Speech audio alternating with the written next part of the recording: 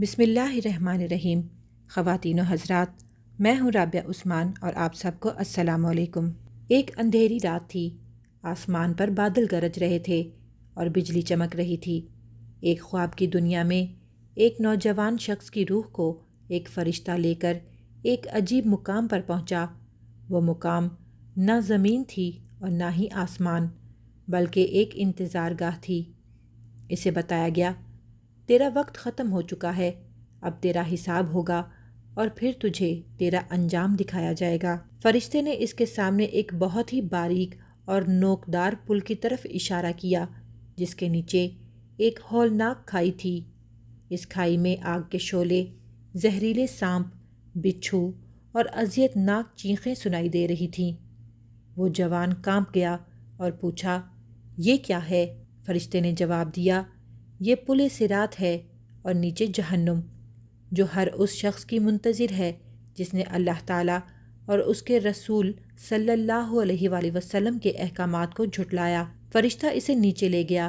جیسے ہی وہ جہنم کے دہانے پر پہنچا، تیز گرم ہوا نے اس کا دم گھونٹا۔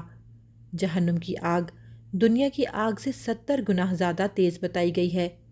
وہاں موجود دروغے، جو کہ نہایت سخت گیر اور رحم سے خالی تھے، چیخ چیخ کر کہتے تھے، کیا تمہیں دنیا میں ڈرایا نہیں گیا؟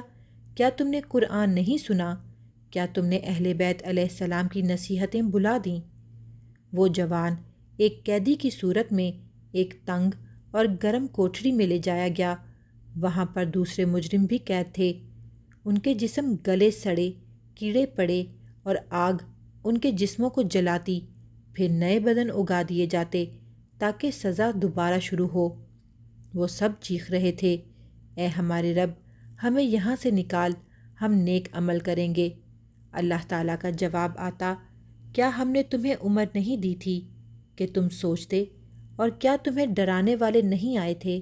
جہنم میں نہ ٹھنڈی ہوا ہے نہ آرام۔ وہاں کے کھانے کا نام زقوم ہے، جو ایک خاردار درخت ہے، ایسا کھانا جو گلے میں پھنس جائے گا اور پیٹ کو اندر سے جلا ڈالے گا۔ پینے کے لیے صرف کھولتا ہوا پانی اور پیپ جیسا مواد جو کہ نہایت بدبودار ہوگا دیا جائے گا۔ وہ لوہے کی زنجیروں میں قید، تنگ قید خانوں اور آگ کے بستروں پر ہوں گے۔ جہنم والوں کے لیے سب سے بڑی مصیبت یہ ہے کہ اللہ ان سے ناراض ہے، نہ ان پر رحم کیا جائے گا اور نہ ہی معافی ملے گی۔